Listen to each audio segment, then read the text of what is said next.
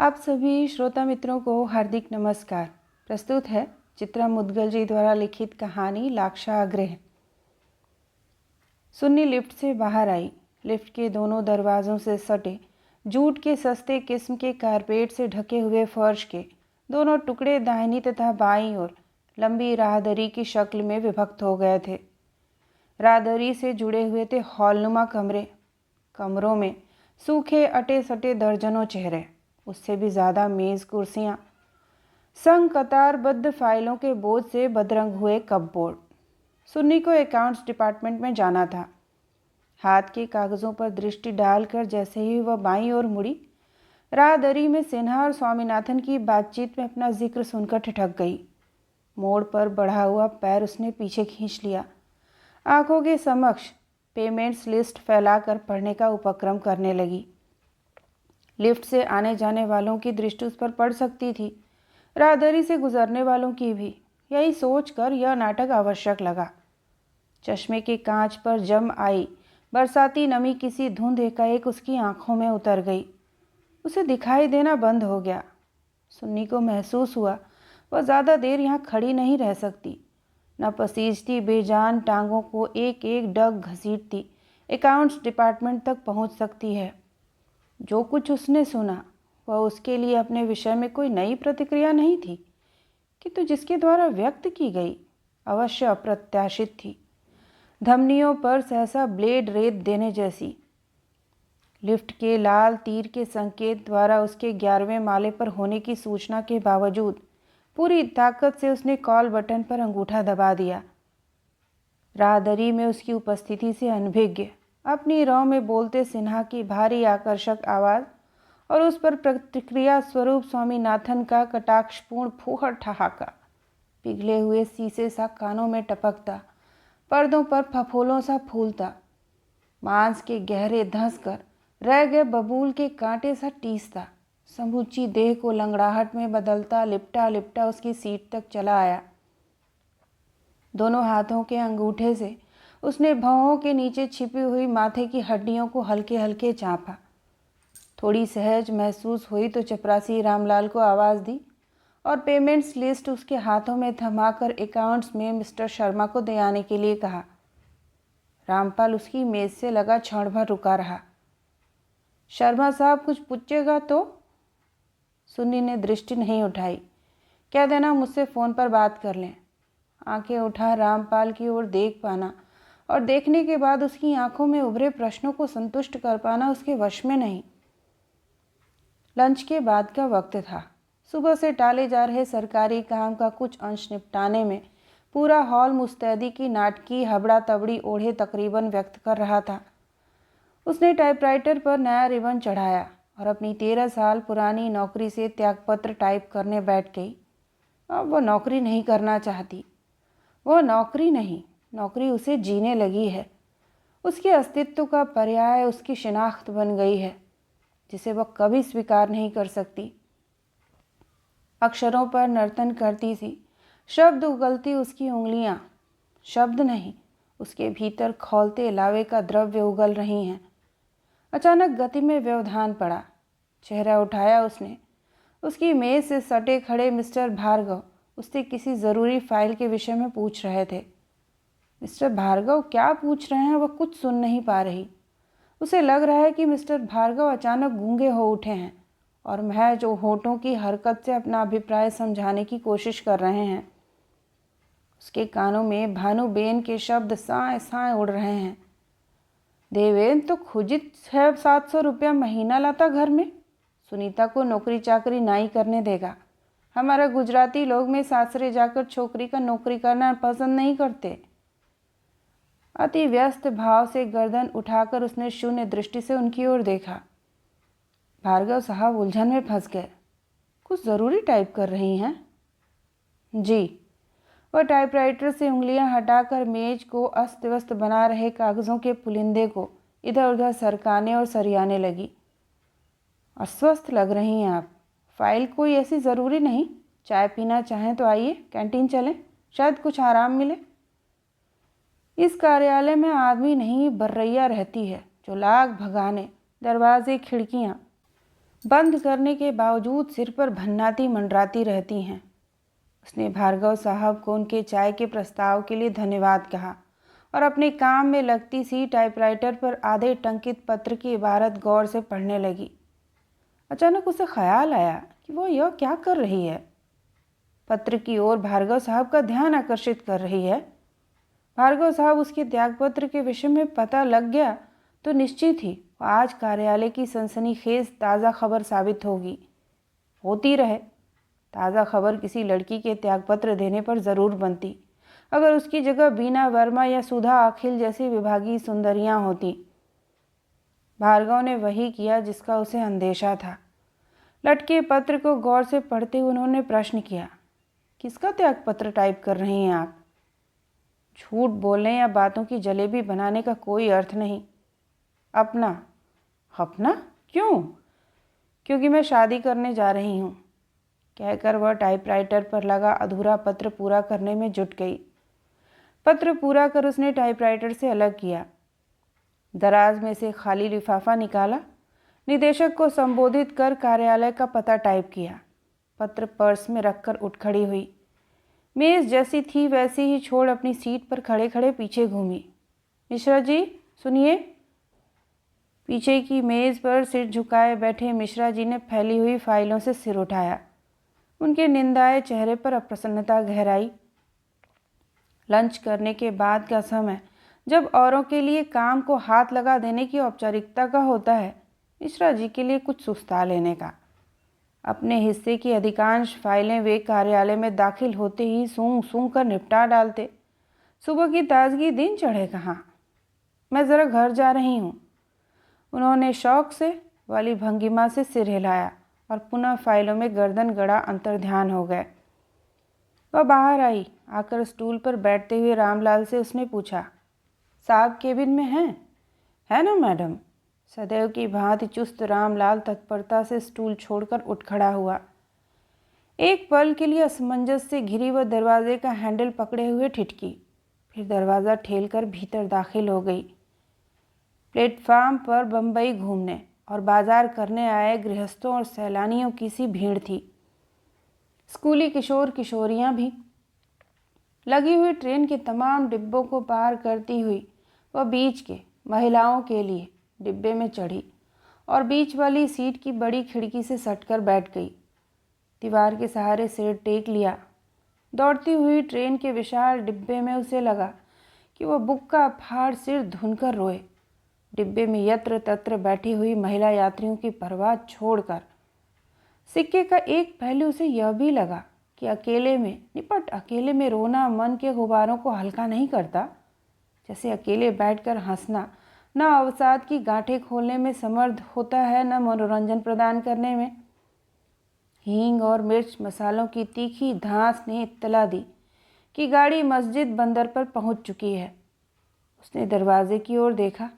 दड़बे से छूटी मुर्गियों की भांति धकियाती मुकियाती महिलाओं की रंग बिरंगी भीड़ डिब्बे में दाखिल हो रही थी।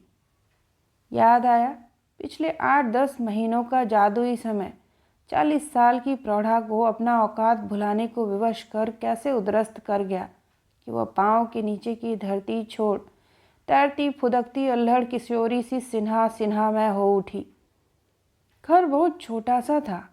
गृह निर्माण भवन 2 कमरों का फ्लैट। पिता सचिवालय में क्लर्क थे। पिछले महीने हेड क्लर्क बनकर सेवानिवृत्त हुए। 4 दिन घर में बैठे तो ऊब उठे। पहले से भी कोशिशें कर रखी थीं, बाद में दौड़ धूप तेज कर दी। 2 साल का एक्सटेंशन मिल गया। इतने खुश हुए कि माँ के साथ शिरडी जाकर आए। घर उसे हमेशा शांत ठहरा ठहरा सा लगा। अभाव में दिन नहीं बीते, किंतु भरा पूरापन भी। लोहे की 2 पुरानी खाटों, पुराने किस्म का अलमारी नुमा शोकेस, फल्ली पर रखा बड़ा सा रेडियो जिसे माँ ने अपने हाथों से बुने क्रोशिये के सुंदर मेज़पोश से ढक रखा था। 2 मैले कपड़ों वाली आराम कुर्सियों से अधिक नहीं हो पाया। क्रोशिये की कंगूरेदार झालर सिर्फ धोने भर के लिए दरवाज़ों के चौखटों से अलग की जाती। माँ ने उस झालर में छोटे छोटे हाथी बुने थे जो बचपन में उसे हवा में झूलते बहुत अच्छे लगते थे। बड़े होने पर मूर्खता की सीमा तक हास्यास्पद। हाँ, माँ का रसोई घर भरा पूरा था। नीले ऑयल पेंट से रंगी हुई धुआंई फल्लियों पर कतार से सजे हुए स्टील के डिब्बे, कटोरियाँ, थालियाँ, पतीले उसे हमेशा बर्तनों की सुसज्जित दुकान से प्रतीत होते।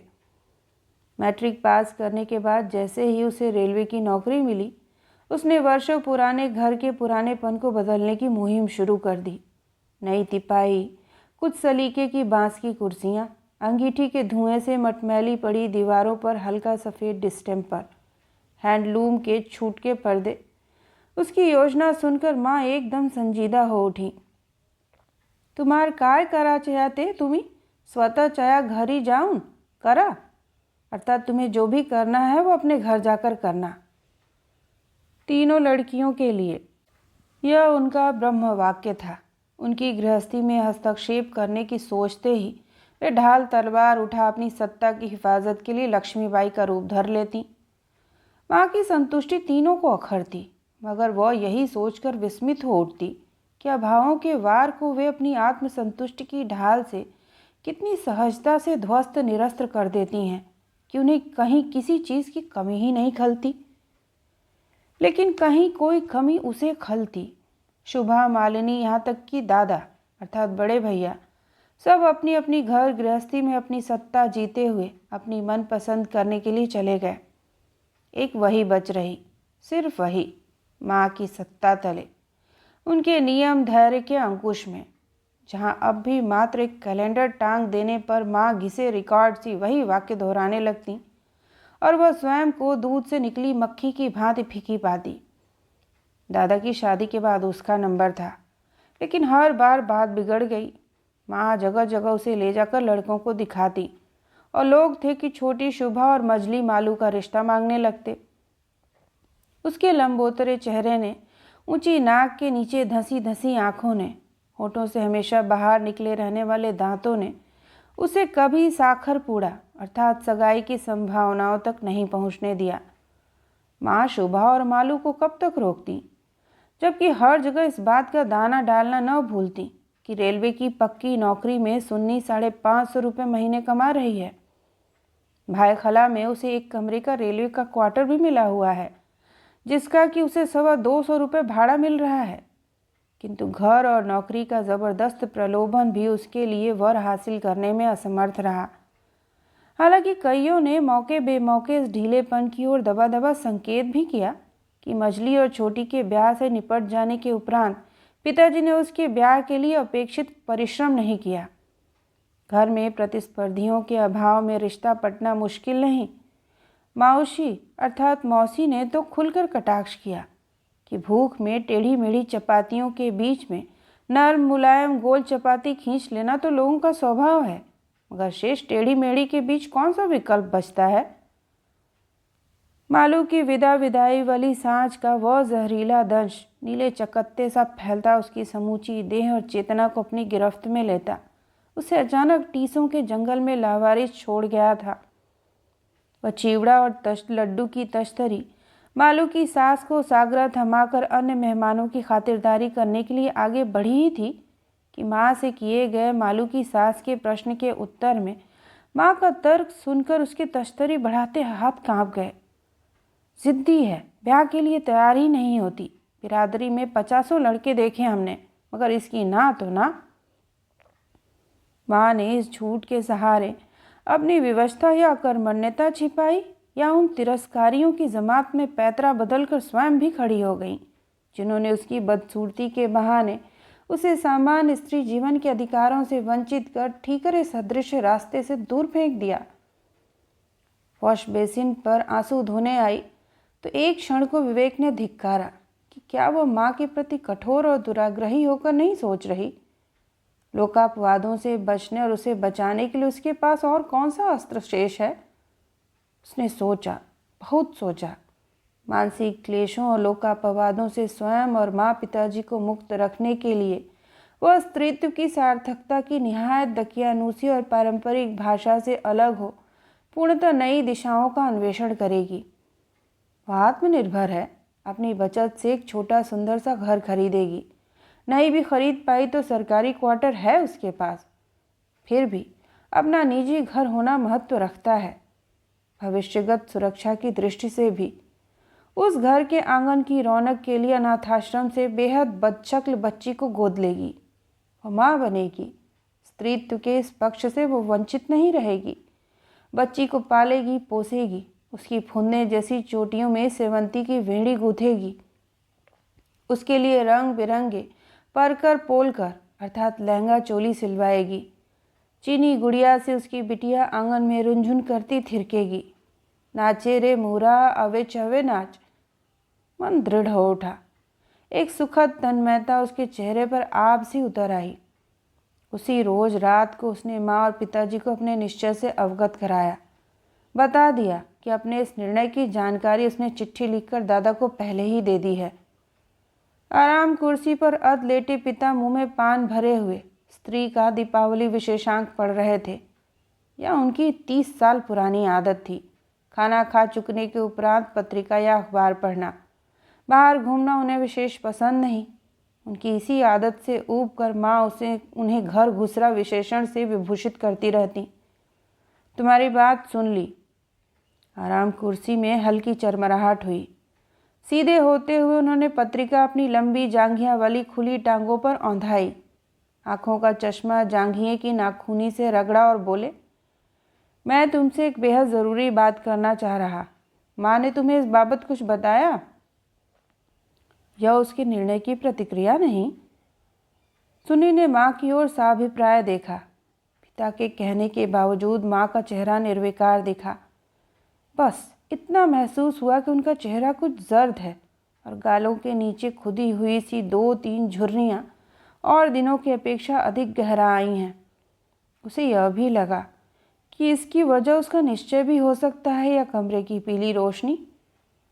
माँ की यह आदत उसे बड़ी अजीब लगती है, अखरने की सीमा तक कि अक्सर जो बातें उन्हें स्वयं बतानी या कहनी चाहिए वे पिताजी से कहलवाती हैं।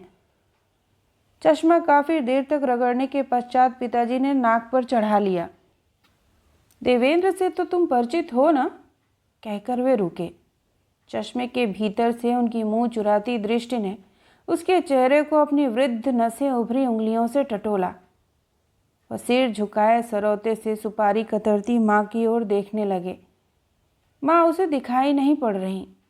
आंखों के सामने साबुनी बुलबुलों के छत्ते दौड़ रहे। एक साथ तमाम रोलरों का दबाव उसकी गर्दन पर उतर आया। पिताजी का तात्पर्य? देवेंद्र को वो भली भांति जानती है। पड़ोस की भानुबेन का वो मझला देवर है, जन्म से ही एक टांग से लाचार। उसके लिए भानुबेन एक अच्छी उम्र की लड़की खोज रही। तुम्हारे विषय में भानुबेन ने खुद प्रस्ताव रखा है। लड़का पढ़ा लिखा कम सही, लेकिन 700-800 महीने कमा रहा। बोरीवली में अपना घर भी ले लिया। तुम्हें पसंद भी बहुत करता है। कहते कहते वे एकाएक रुक गए। चश्मा उतार कर उन्होंने फिर से उसके कांच को जांघिए की नाखूनी से रगड़ा। लंगड़ापन कोई ऐसा ऐब नहीं सुननी। गल्ले की एक दुकान उसकी अपनी है। एक में बड़े भाई के संग साझेदारी है। अपने मामूली से खोट से दुखी हुआ तुम्हें हमेशा सिर आंखों पर रखेगा। लोहे की चारपाई के सिरहाने टिकी उसकी पीठ जैसे गर्म चिमटे की छुअन से तड़की। पिताजी को एक्सटेंशन कैसे मिला? उनका दिमाग अब सोचने समझने के काबिल नहीं रहा, वरना वह उसे किसी लूले लंगड़े की बैसाखी बनाने पर न उतर आते। बिल्डिंग की सीढ़ियों पर जब कभी देवेंद्र उसकी बगल से गुजरा, मिर्च मसालों की तेज गंध और गल्लों की मटियाई सीलन उसकी नाक को बिदका गई। अक्सर उसका मन किया कि वह पर्स से रुमाल निकाल नाक पर रख ले और तेजी से चढ़ती अपने घर में दाखिल हो जाए। पायजामे पर कमीज, यह भी कोई पहनावा है? वो बदशक्ल ज़रूर है, किंतु पढ़ी लिखी और अच्छी पोस्ट की बदशक्ली इतनी आम भी नहीं कि कोई भी ऐरा गैरा नत्थु खैरा अपनी औकात भूलकर उससे शादी का ख्वाब देखने लगे। वह उफनी उफनी बदहवासी बालकनी में चली आई। ग्रिल से चेहरा टिका फपक पड़ी। माँ पिता क्यों उसे अनपढ़ गंवार मिर्च मसालों से भरी बोरी में बंद कर देना चाहते हैं? क्यों नहीं उसके निश्चय की पीठ थपथपाते की हुई न यह एक बात लीक से हटकर हिम्मत करने और जीने की? उत्तरदायित्व तो न निभा पाने की ग्लानि उन्हें जिस तीस के सिर मर देने के लिए वह अंधा कर देगी, इसकी कल्पना तो नहीं थी उसे।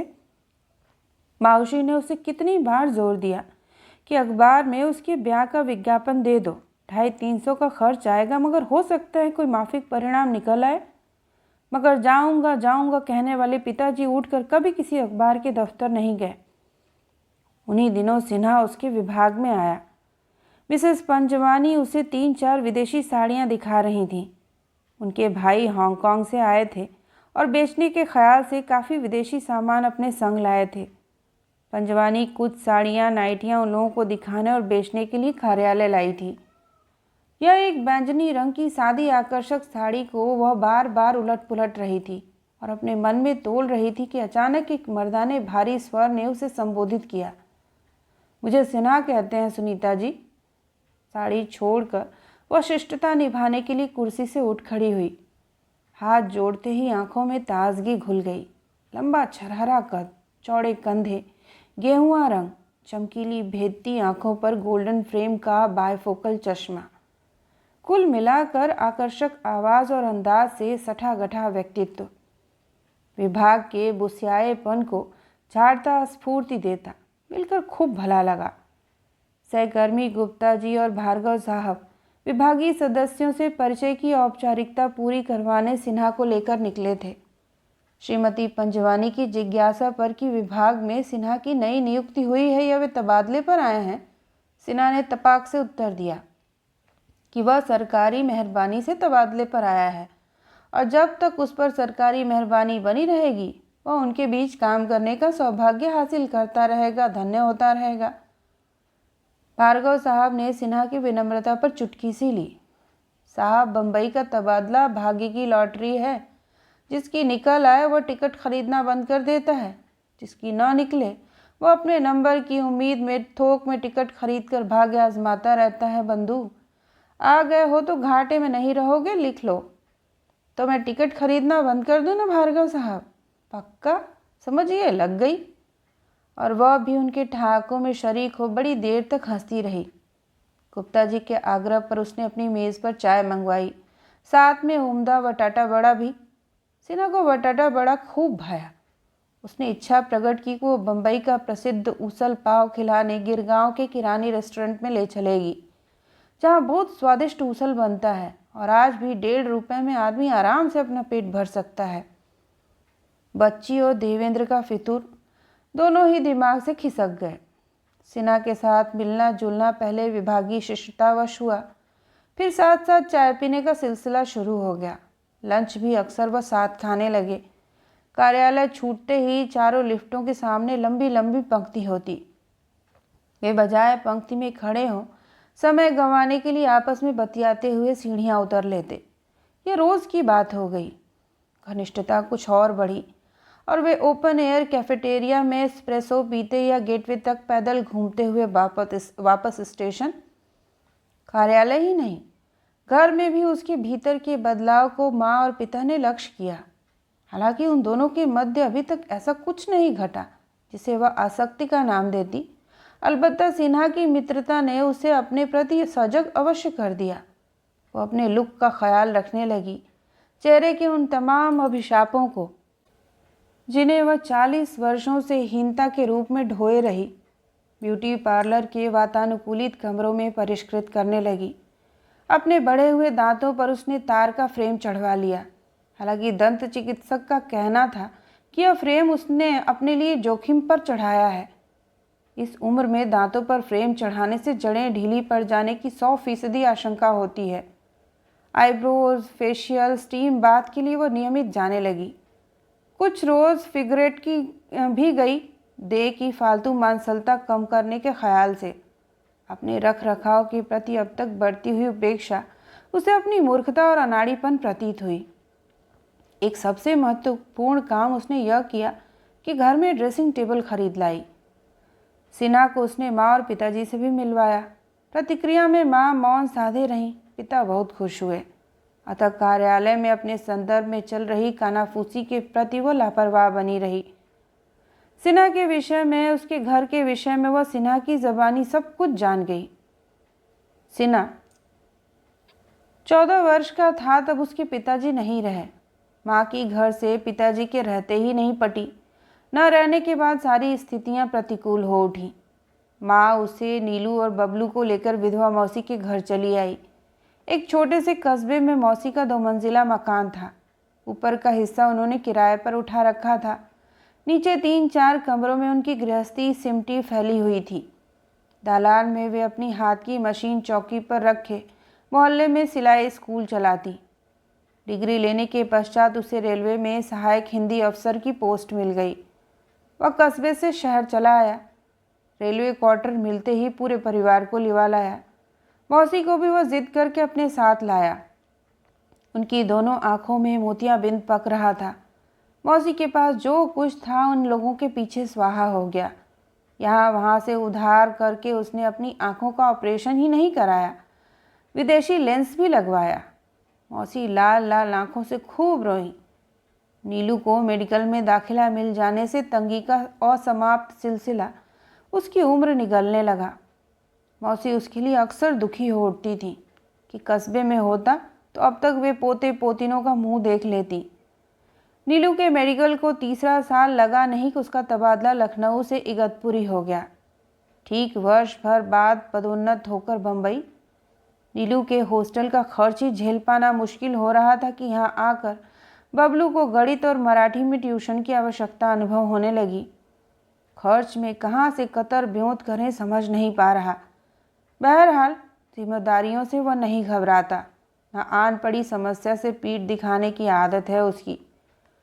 तुम बताओ सुन्नी, मैं अपने बारे में कब सोचता, कब अपने आप को अपने लिए नितांत वैयक्तिक होकर जीता। उस शाम न जाने उसे क्या हुआ कि वह एकदम से भावुक हो उठा। मेज़ पर अनर्गल लकीरें खींच रही सुन्नी की उंगलियों को उसने अपनी हथेलियों में अचानक भींच लिया। मैं तुमसे शादी करना चाहता हूँ सुन्नी। तुम।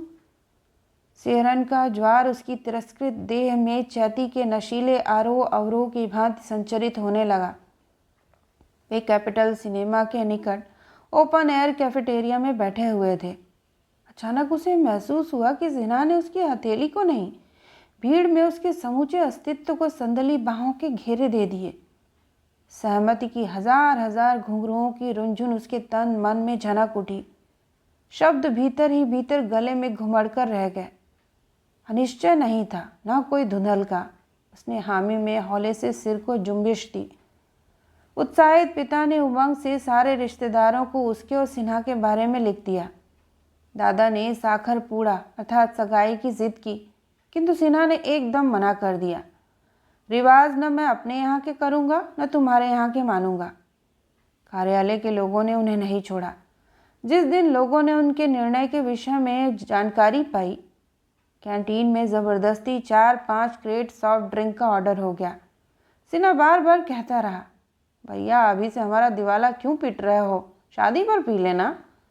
मगर किसी ने उसकी एक न सुनी। मिसेस पंजवानी ने पेस्ट्री का ऑर्डर ऊपर से भिजवा दिया। बड़ी सुनीता की तरफ से भी तो कुछ होना चाहिए।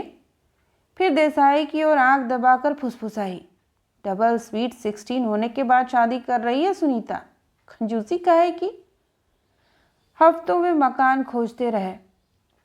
किराए पर उठाए रेलवे क्वार्टर में रहना सिन्हा को पसंद नहीं था। न आस पड़ोस का ढंग, न रहन सहन, न उसका स्तर। गोरेगांव की चाली में वह उसे ब्याह कर ले जाने को वैसे भी राजी नहीं था। पूरे परिवार के साथ 1.5 कमरे के घर में गुजर होगी भी तो कैसे। ब्याह से पहले ही कोई अच्छी स्थायी जगह हल्के रूप में खोज लेना ज़रूरी लगा। हार कर उन्होंने मलाड में एक 3 रूम फ्लैट ओनरशिप पर बुक कर लिया।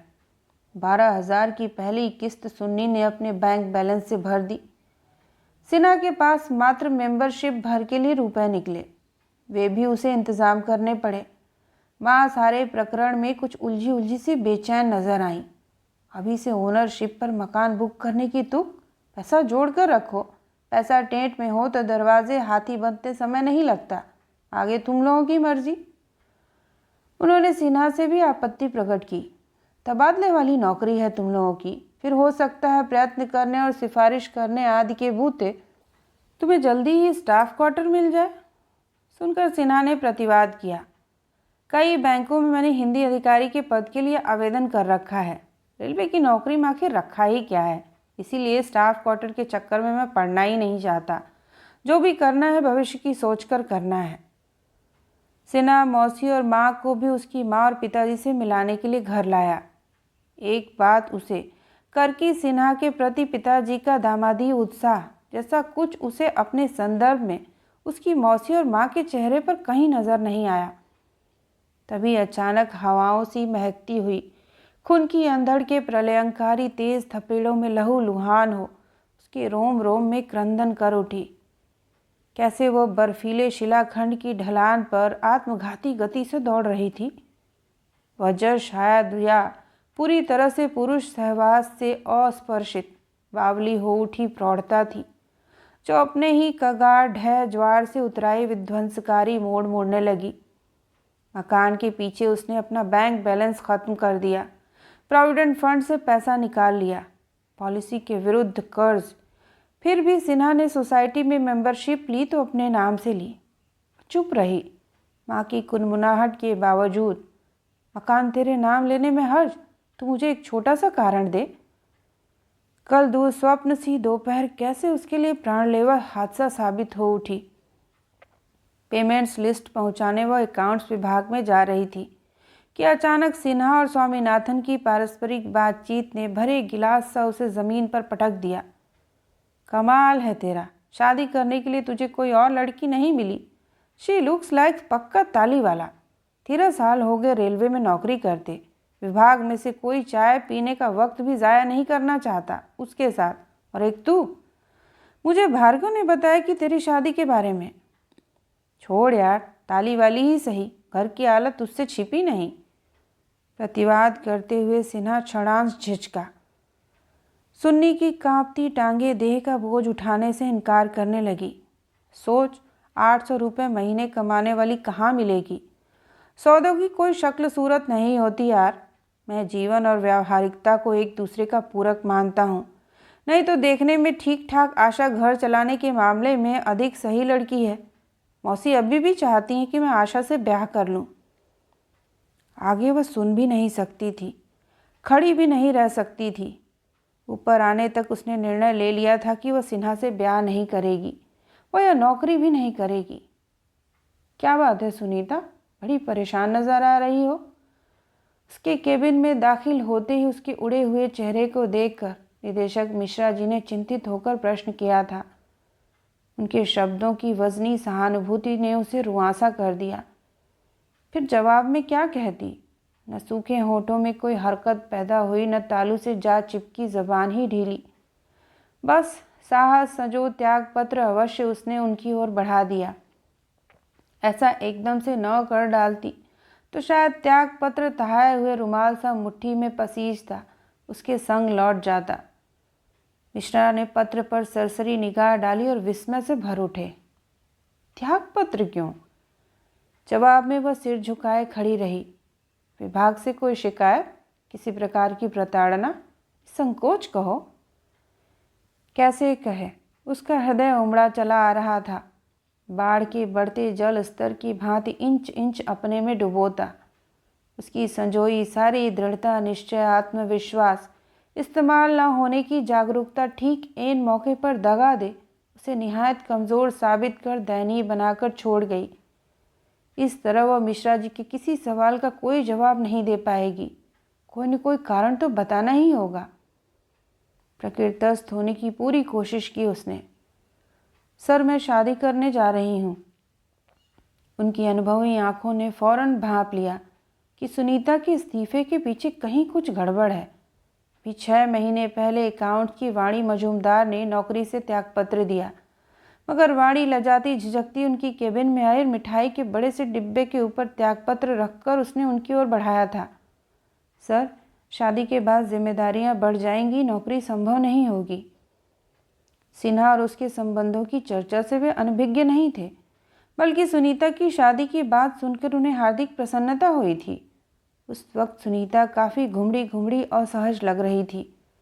उन्हें लगा उनके हाथों में थमाया गया सुनीता का इस्तीफा किसी भावावेश में आकर लिया गया निर्णय है, किसी अप्रत्याशित ठेस और उससे उत्पन्न उत्तेजना का प्रतिकार पत्र। पत्र मेरे पास सुरक्षित रहेगा, वे कवर बंद करते हुए बोले। 4-5 दिन की छुट्टी ले लो तो बेहतर है। ठीक से सोच लो, जल्दबाजी उचित नहीं। शादी के बाद भी कई लड़कियां नौकरी कर रही हैं। Be easy. ओके। वह उठकर केबिन से बाहर आ गई। जानती थी 1 सेकेंड के लिए भी और रुक जाती तो सर के सामने ही फूट पड़ती। उसके जल्दी घर चले आने पर माँ को तनिक कौतूहल हुआ। यही अनुमान लगाया कि सुन्नी की तबीयत शायद ठीक नहीं। वे खुद लेटी हुई आराम कर रही थीं। ज़्यादा कुछ पूछना उन्हें उचित नहीं लगा। लेटे लेटे ख्याल आया, तबीयत ठीक नहीं तो तनिक चाय के लिए तो पूछ ही लें। अब क्या लेटना, 4:30 वैसे भी हो रहे हैं। बर्तन करने वाली बाई भी आ ही रही होगी। उठकर रसोई की ओर मुड़ी। रसोई की कुंडी खोली ही थी कि सहसा दरवाजे की घंटी बजी। दरवाज़ा खोला तो सामने ऊपर की छोटी मीनू को खड़ी पाया। आंटी, सुनीता दीदी का फ़ोन है घर में? दरवाज़ा ज्यों का त्यों खुला छोड़ उन्होंने कमरे में लोहे के पलंग पर कोहनी से चेहरा ढांपे लेटी सुन्नी को पुकारा। सुन्नी, तुझा फ़ोन आला, अर्थात सुन्नी तुम्हारा फ़ोन आया। वो समझ गई कि फ़ोन किसका होगा। एक बार को मन में आया कि माँ से कह दे कि मीनू से फ़ोन के लिए वो मना कर दें। फिर सोचा पीठ दिखाने से समस्या हल नहीं होगी। सामना ही एकमात्र विकल्प है। मिलने को वह कार्यालय में उससे मिलती हुई आ सकती थी, लेकिन कार्यालय में किसी प्रकार की आपसी कटुता या आरोप प्रत्यारोप के नंगे नाटक से वह बचना चाहती थी। फ़ोन पर ऐसी कोई अड़चन नहीं, शायद अपनी बात अधिक ठोस तरीके से व्यक्त कर पाएगी। चिपचिपाती हथेलियों से उसने रिसीवर उठाकर कानों से लगा लिया। अनुमान सही था, सिनाही था, एकदम उत्तेजित। तुम बदशक्ल ही नहीं बेअक्ल भी हो। रिज़ाइन क्यों कर दिया? घर पर बैठी भाड़ झोंकोगी और मुझसे पूछे बिना? कोई जिक्र नहीं, बोलती क्यों नहीं? शादी के बाद भी तुम्हें नौकरी करनी है सुन्नी। पारिवारिक जिम्मेवारियां मैं अकेले नहीं ढो सकता। सुन रही हो? Hello hello. मुझे शादी नहीं करनी है तुमसे, नौकरी इसीलिए छोड़ दी। सुन्नी ने रिसीवर क्रडल से लगा दिया। सीढ़ियाँ उतरकर घर आई तो माँ की आंखों में तमाम प्रश्न थे। चाय का प्याला लिए वह उसकी प्रतीक्षा कर रही थीं। कुणाचा फ़ोन होता, अर्थात किसका फ़ोन था? वह सूखते होठों और पनियाई मिचमिची आँखों से उन्हें ताकती रही। सांसें भीतर समा नहीं पा रहीं, दम बाहर को आ रहा। सहसा वह माँ के कंधे से लगकर फपक पड़ी। हिचकियों से उसका समूचा शरीर हिलने लगा। उसके टूटे फूटे शब्द भुरभुरी बर्फ से माँ के कानों में गलने लगे। मैं देवेंद्र से ब्याह के लिए तैयार हूँ। अभी जाकर तुम भानुबेन से कह दो। उन्होंने कहा था ना कि देवेंद्र नौकरी नहीं करवाएगा। मैं नौकरी छोड़ आई हूँ माँ। मैं अब। माँ अवाक सी उसके बालों को पीठ को सहलाती रहीं। कैसे कहें और किस ज़बान से कहें कि देवेंद्र की सगाई हो चुकी है और 8-10 दिन के भीतर उसकी शादी होने वाली है। तो यह थी चित्रा मृदुल जी की कहानी लाक्षागृह। सुनने के लिए आप सभी का धन्यवाद।